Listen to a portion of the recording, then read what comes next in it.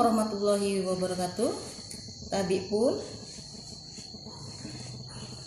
saya akan melanjutkan dari materi sebelumnya, yaitu visi misi. Sekarang saya lanjutkan ke materi disiplin atau tata tertib. Tapi sebelumnya saya perkenalkan, nama saya Sophia. Saya di sini sebagai guru BK. Guru BK, saya memegang kelas 9. Baiklah, ke materi. Tata krama dan tata tertib yang dimaksud adalah sebagai rambu-rambu bagi siswa atau siswi dalam bersikap, berucap, dan bertindak dalam melaksanakan kegiatan di sekolah dalam rangka menciptakan iklim dan kultur sekolah yang dapat menunjang dalam kegiatan pembelajaran yang efektif. Dalam hal ini, tata krama dan tata tertib dibuat berdasarkan kultur dan nilai yang dianut sekolah dan masyarakat sekitar, yang meliputi nilai ketakwaan, nilai sopan santun, nilai pergaulan, kedisiplinan, ketertiban, kebersihan dan kesehatan, kerapihan dan keamanan. Dalam hal ini, tata tertib yang ada di SMP 1 Limau ini akan ada sanksi, akan ada pelanggaran dan sanksi yang berlaku. Yang pertama, tidak memakai topi, dasi atau perlengkapan saat upacara, itu akan ada sanksinya. Yang kedua, baju dikeluarkan,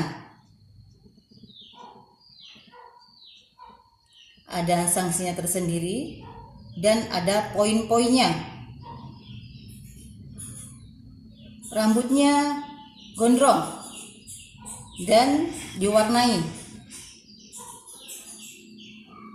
Terus merokok itu sanksinya lebih berat, bisa saja dikeluarkan, panggilan orang tua. Yang keempat, membawa senjata tajam, berkelahi, dan main kartu di dalam kelas atau berjudi, itu sanksinya akan berat. Untuk yang perempuan, di dalam tata tertib ini, satu, tidak boleh memakai aksesoris, tidak boleh memakai lipstik, gelam atau sepatu yang tidak sama dengan teman-temannya, atau sepatu balet, dan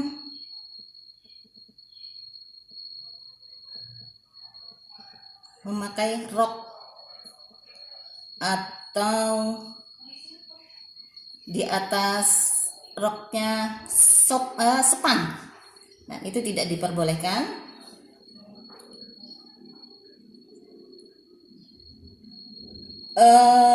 Poin-poin ini, pelanggaran-pelanggaran ini nanti ketika anak-anak melanggar, sanksinya ada pembinaan, teguran, atau panggilan dari orang tua. Untuk itu, Ibu berharap untuk yang kelas 7, saya harap dapat mematuhi tata tertib yang ada di SMP 1 Limau supaya berjalan dengan tertib dan lancar guna menunjang proses belajar mengajar yang efisien. Itu saja tata tertib dari Ibu, materi yang saya berikan untuk hari ini, dan saya akhiri. Wassalamualaikum warahmatullahi wabarakatuh. Assalamualaikum warahmatullahi wabarakatuh. Selamat datang para peserta MPLS CSMPN 1 Limau tahun pelajaran 2021-2022. Semoga kalian selalu dalam lindungan Allah Subhanahu wa taala, sehat dan tetap semangat dalam belajar. Berbicara mengenai belajar, apa sih pengertiannya? Menurut Kamus Besar Bahasa Indonesia, belajar adalah berusaha memperoleh kepandaian atau ilmu. Sedangkan tema kita hari ini adalah tentang belajar efektif. Apa itu belajar efektif? Belajar efektif adalah proses belajar mengajar yang berhasil guna, dan proses pembelajaran itu mampu memberikan pemahaman, kecerdasan, ketekunan, kesempatan, dan mutu atau kualitas yang lebih baik, serta dapat memberikan perubahan perilaku dan dapat diterapkan dalam kehidupan sehari-hari, sehingga hasil dari pembelajaran itu akan dapat menghasilkan sumber daya manusia yang unggul. Dalam belajar efektif, ada beberapa hal yang harus kita persiapkan. Yang pertama, tambahkan motivasi atau semangat belajar yang kuat. Tumbuhkanlah semangat belajar dari diri sendiri, bukan karena orang lain. Sadarilah bahwa menuntut ilmu adalah kewajiban kalian sebagai pelajar. Yang kedua, buatlah jadwal belajar yang rutin dan teratur. Belajarlah dalam durasi waktu cukupnya, antara 30 menit sampai 1 jam. Tidak terlalu lama tetapi rutin. Tidak baik jika belajar dilakukan terlalu lama dan jarang dilakukan. Ketiga, siapkan fasilitas belajar yang diperlukan. Siapkan apa saja yang dibutuhkan pada saat belajar, baik itu buku, alat tulis, atau alat lain yang diperlukan dalam belajar. Jangan sampai belajar kita terganggu atau waktunya tersita karena mencari apa yang kita butuhkan saat itu. Keempat, jaga stamina, baik fisik atau jasmani maupun psikis atau rohani. Kesehatan jasmani dan rohani sangat mempengaruhi kesuksesan dalam belajar. Oleh karena itu, jagalah kesehatan dengan makan makanan yang bergizi dan istirahat yang cukup. Sesekali boleh refreshing, mencari hiburan yang positif untuk penyegaran. Untuk mencapai belajar yang efektif, tentu saja dalam proses belajarnya harus dilakukan dengan baik dan benar. Berikut ini adalah alternatif cara belajar yang baik dan benar. Pertama, belajar kelompok atau belajar bersama. Belajar kelompok dapat menjadi kegiatan belajar menjadi lebih menyenangkan karena ditemani oleh teman dan berada di rumah sendiri, sehingga dapat lebih santai. Namun sebaiknya tetap didampingi oleh orang dewasa seperti kakak, paman, bibi, atau orang tua agar belajar tidak berubah menjadi bermain. Belajar kelompok ada baiknya mengajak teman yang pandai dan rajin belajar agar yang tidak pintar jadi ketularan pintar. Dalam belajar kelompok, kegiatannya adalah membahas pelajaran yang belum dipahami oleh semua atau sebagian kelompok belajar, baik yang sudah maupun yang belum dijelaskan guru. Kedua, rajin membuat catatan intisari pelajaran. Bagian-bagian penting dari pelajaran sebaiknya dibuat catatan di kertas atau buku kecil yang dapat dibawa kemana-mana, sehingga dapat dibaca dimanapun kita berada. Namun, catatan tersebut jangan dijadikan alat mencontek, karena dapat merugikan kita sendiri. 3. Membuat perencanaan yang baik. Untuk mencapai suatu tujuan biasanya diiringi oleh rencana yang baik. Oleh karena itu, ada baiknya kita membuat rencana belajar dan rencana pencapaian nilai untuk mengetahui apakah kegiatan belajar yang kita lakukan telah maksimal atau perlu ditingkatkan. Sesuaikan target pencapaian dengan kemampuan yang kita miliki. Buat rencana belajar yang diprioritaskan, ada mata pelajaran yang lemah. Buatlah jadwal belajar yang baik. Kemudian yang keempat, disiplin dalam belajar.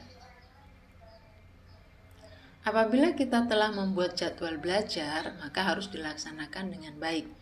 Contohnya seperti belajar tepat waktu dan serius, tidak sambil main-main dengan konsentrasi penuh. Jika waktu makan, mandi, ibadah, dan sebagainya telah tiba, maka jangan ditunda-tunda lagi. Lanjutkan belajar setelah melakukan kegiatan tersebut jika waktu belajar usai. Bermain dengan teman atau main game dapat merusak konsentrasi belajar. Sebaiknya kegiatan bermain juga dijadwalkan dengan waktu yang cukup panjang, namun tidak melelahkan jika dilakukan sebelum waktu belajar. Jika bermain video game, sebaiknya pilih game yang mendidik dan tidak menimbulkan rasa penasaran yang tinggi ataupun rasa kekesalan yang tinggi jika kalah. Kelima, aktif bertanya. Jika ada yang belum jelas, maka tanyakan kepada guru, teman, atau orang tua. Semakin banyak kita bertanya, maka kita akan semakin banyak ingat dengan jawabannya. Yang keenam, mendengarkan penjelasan guru dengan baik. Simaklah dengan baik saat guru menjelaskan pelajaran. Jawablah setiap pertanyaan yang diajukan oleh guru apabila kamu mengetahui jawabannya. Jangan menunggu guru untuk meminta kita untuk menjawab. Yang ketujuh, selalu mengulang pelajaran yang sudah diajarkan. Setiap selesai pelajaran, hendaklah diulang kembali malam harinya, agar pemahaman kita semakin kuat. Jika ada ulangan, kita tidak sibuk mempelajari banyak materi. Nah, itu tadi beberapa kiat atau cara belajar efektif. Itu baru sebagian. Sebenarnya masih banyak cara belajar yang efektif yang lain. Kalian bisa memperluas wawasan melalui internet. Kalian harus membiasakan diri dengan internet, karena situasi saat ini masih mengharuskan kalian tetap belajar secara online di rumah. Dibandingkan dengan belajar di sekolah, belajar secara online di rumah banyak tantangannya. Kalian mungkin di SD sudah merasakan tantangan tersebut. Di antaranya adalah pertama, suasana belajar yang kurang kondusif. Belajar online di rumah bisa tidak kondusif jika banyak gangguan. Misalnya ada kakak yang menyetel musik terlalu keras, adik yang menangis, atau gangguan suara-suara yang lain. Yang kedua, terlalu banyak tugas. Ini terjadi jika guru terlalu banyak memberikan tugas. Bisa juga karena siswa yang sering menunda tugas-tugas yang diberikan guru, sehingga menumpuk dan bingung mana yang akan diselesaikan lebih dahulu karena waktu mengumpulkan tugas-tugas itu sudah dekat. Yang ketiga, mudah mengantuk. Bisa jadi karena tidur terlalu larut, banyak main game, atau bosan dengan cara guru mengajar. Yang keempat, merasa jenuh dan terisolasi. Jika kedua perasaan ini menyerang, itu tandanya kalian butuh segera rehat dan refreshing. Bisa dikomunikasikan dengan orang tua. Yang kelima, kurangnya pendampingan guru. Kekurangan paling terasa saat belajar di rumah adalah tidak ada lagi sosok guru yang mendampingi secara fisik. Itulah tantangan yang dihadapi kalian saat belajar online di rumah pada masa pandemi ini. Tetapi tenang saja, karena ada beberapa tips untuk menghadapi tantangan tersebut. Yang pertama, ruang belajar yang nyaman. Kalian bisa memilih salah satu ruang di rumah sebagai tempat khusus untuk belajar. Komunikasikan dengan orang tua dan anggota keluarga yang lain. Beri pengertian kepada mereka agar tidak mengganggu selama kalian sedang belajar di rumah. Untuk menghindari rasa jenuh, kalian bisa sesekali mengganti ruang belajar, misalnya di teras atau di halaman belakang. Yang kedua, jaga komunikasi dengan guru. Sekali belajar di rumah, tidak ada salahnya menyapa guru di luar jam pelajaran. Komunikasi dengan guru sangat penting agar kalian mendapatkan solusi dari masalah belajar yang sedang kalian hadapi. Yang ketiga, Buatlah kelompok belajar kecil. Untuk mengatasi rasa jenuh, kalian bisa juga membuat kelompok belajar kecil bersama teman-teman sekelas. Kelompok belajar ini bisa kalian manfaatkan untuk belajar bersama di rumah salah satu anggota kelompok belajar tersebut secara bergantian. Kelompok belajar ini akan memotivasi kalian tetap rajin belajar dan saling bantu saat ada anggota kelompok yang kurang memahami materi pelajaran tertentu. Jangan lupa tetap memperhatikan protokol kesehatan ya. Memakai masker, menjaga jarak, dan mencuci tangan. Demikianlah pemaparan tentang belajar efektif. Semoga kalian bisa memahami dan menerapkan sehingga kalian bisa menjadi siswa yang unggul. Selamat belajar. Assalamualaikum warahmatullahi wabarakatuh. Assalamualaikum warahmatullahi wabarakatuh. Tabik pun, saya Inayah Hanum, guru mata pelajaran Bahasa Indonesia dan mendapat tugas tambahan sebagai wakakesiswaan. Alhamdulillah, kita sudah sampai pada hari terakhir kegiatan MPLS tahun pelajaran 2021-2022. Terima kasih kalian sudah mengikuti kegiatan MPLS selama 3 hari dengan penuh antusias dan tetap semangat walaupun dilaksanakan secara daring. Selamat belajar, selamat berjuang untuk meraih cita-cita, tetap berprestasi di masa pandemi. Assalamualaikum warahmatullahi wabarakatuh.